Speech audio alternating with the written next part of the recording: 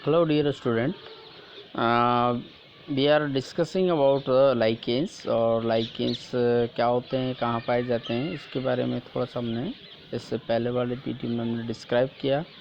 और डिफरेंट जो टाइप हैं, जो हैबिटेट्स के आधार पर उनमें हमने कॉर्टिकोलस, लेग्निकोलस, एक्सिकोलस, टेरिकोलस, मैरेंस और फ्रेश वाटर लाइकेंस में हमने उनको डिवाइड किया।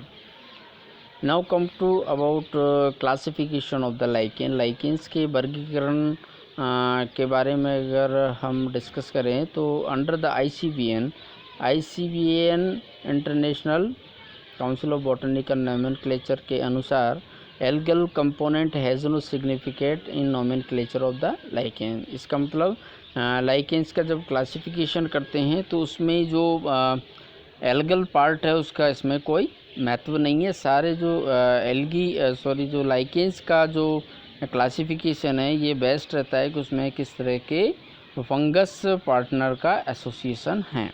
तो उसके आधार पर सबसे पहले मिलर ने इन 1984 में जो सभी जो लाइकेंस है उनको डिवीज़न माइकोटा में रखा और सब डिवीज़न यूमाइकोटा में रखा। देन उसके बाद में उनको दो क्लासेस में डिवाइड किया। एस्कोलाइकेंस, ऐसे लाइकेंस जिनमें एस्कोमाइसिटीज़ के मेंबर मिलते थे, और दूसरी जो क्लास थी वो बेसिडियोलाइकेंस, ऐसे लाइकेंस जिनमें बेसिडियोमाइसिटीज़ के मेंबर्स मिलते थे। देन उसके बाद में एलेक्सोपोलस का जो क्लासिफिकेशन है, बहुत इम्पोर्टेंट क्लासिफिकेशन है फंगस का, फंजाई के बारे में, और ये 1979 में उन्होंने दिया था। और उन्होंने जो लाइकेंस हैं उनको भी फंजाई के साथ में अलग अलग ग्रुप में डिवाइड किया। तो उन्होंने 3 ग्रुप में डिवाइड किया सभी लाइकेंस को, बेसिडियोलाइकेंस, ड्यूटेरोलाइकेंस और एस्कोलाइकेंस। बेसिडियोलाइकेंस जिनमें बेसिडियोमाइसिटीज़ के मेंबर्स लाइकेंस बनाते हैं। ड्यूटेरोलाइकेंस में ऐसे लाइकेंस जो ड्यूटेरोमाइसिटीज़ से बिलोंग करते थे। तीसरा जो ग्रुप था लाइकेंस का वो एस्कोलाइकेंस, और एस्कोलाइकेंस में जैसा कि एस्कोमाइसिटीज़ में भी डिस्क्राइब किया है उसी के अनुसार, तो उन्होंने जो एस्कोलाइकेंस जो ज़्यादातर लाइकेंस होते हैं, मेजॉरिटी ऑफ लाइकेंस आर एस्कोलाइकेंस, और उनको भी 3 पार्ट्स में आगे सब डिवाइड किया। ऐसे hemiascolichen with unitunicate asci, ascus का फॉर्मेशन अगर यूनिट्यूनिकेट प्रकार का है then they are classified in group A. और उन्होंने इसको 3 ऑर्डर में डिवाइड किया, कैल्सियल्स, लिकार्नोरेल्स और ग्रेफिडियल्स। देन उसके बाद में दूसरा जो ग्रुप था उसमें ल्यूकेलो एस्कोलाइकेंस, जिसमें बाइट्यूनिकेट एसआई विथ एपोथीसिया। तो एपोथीसिया प्रकार की उसमें फ्रूटिंग बॉडीज़ पाई जाती है, और उनको एक ऑर्डर में रखा, उसमें आर्थ्रोनियल्स। तीसरा जो ग्रुप था लाइकेंस का उसमें लोक्यूलो एस्कोलाइकेंस विथ बाइट्यूनिकेट एसआई इन स्यूडोथीसिया प्रकार की उसमें फ्रूटिंग बॉडीज़ का फॉर्मेशन होता है। एसआई उसमें बाइट्यूनिकेट होते हैं, और उसमें 3 ऑर्डर रखे, डोथिडियल्स, बेरुकैरियल्स और पायरेनुलेलिस। देन उसके बाद में we are discussing about the lichens का जो थैलस होता है वो एक्चुअली उसकी मॉर्फोलॉजी और एनाटॉमिकल स्ट्रक्चर किस तरह की पाई जाती है। लाइकेंस में जो माइकोबायोन्ट और फाइकोबायोन्ट दोनों मिलकर के एक कंप्लीट बॉडी स्ट्रक्चर प्रदान करते हैं, और एक कंप्लीट ऑर्गेनिज्म की तरह एक कंप्लीट प्लांट्स लाइक स्ट्रक्चर हमें अपीयरेंस में नज़र आती है। और ऐसा बिल्कुल भी नहीं लगता कि इसमें 2 पार्टनर इन्वॉल्व होकर के कोई स्ट्रक्चर बनाते हैं। और ये बहुत ही अलग अलग प्रकार की स्ट्रक्चर ये बनाते हैं, जिसका हम थोड़ा सा डिस्कस करेंगे। जनरली जो जितने प्रकार के जो लाइकेंस हैं उनको पहले सभी लाइकेंस को 3 प्रकार में डिवाइड किया गया था, क्रस्टोस, फोलियस और फ्रूटिकोस। क्रस्टोस जो ऐसे लाइकेंस जो बिल्कुल सरफेस पर चिपके हुए रहते थे, फोलियोज जो लीफ लाइक स्ट्रक्चर बनाते थे, और फ्रूटिको जो एक स्मॉल प्लांट लाइक स्ट्रक्चर बनाते थे। लेकिन बाद में जो हैंक्सवर्थ और हिल ने बहुत सारी उनकी एनाटॉमिकल स्ट्रक्चर को डिस्क्राइब कर किया, then they have divided all lichens into 5 types. उन्होंने 5 प्रकार के लाइकेंस को डिस्क्राइब किया, क्योंकि जैसे जैसे हमारी इंफॉर्मेशन बढ़ती जाती है, जैसे जैसे उनकी एनाटॉमी, फिजियोलॉजी, मॉर्फोलॉजी के बारे में नॉलेज बढ़ती जाती है, वैसे वैसे लाइक के जो क्लासिफिकेशन है किसी भी ग्रुप का वो थोड़ा सा कॉम्प्लिकेटेड या इनरिच्ड होता जाता है। तो हैंक्सवर्थ और हिल ने इन 1984 में they have divided all lichens in 5 groups या 5 टाइप्स। उसमें सबसे पहला लेप्रोस लाइकेंस। लेप्रोस लाइकेंस ऐसे लाइकेंस हैं जिनमें fungal hyphae envelop either single और small cluster of algal cell. ये जैसा कि इस डायग्राम में आप यहाँ पे देख सकते हैं, इसमें ये डायग्राम है लेप्रोस लाइकेंस का। This is another leprose lichens. और ये एक्चुअली इसमें एल्गल पार्टनर बहुत कम होता है और उसके चारों तरफ फंगल जो हाइफी है वो उसको कवर्ड किए रहते हैं।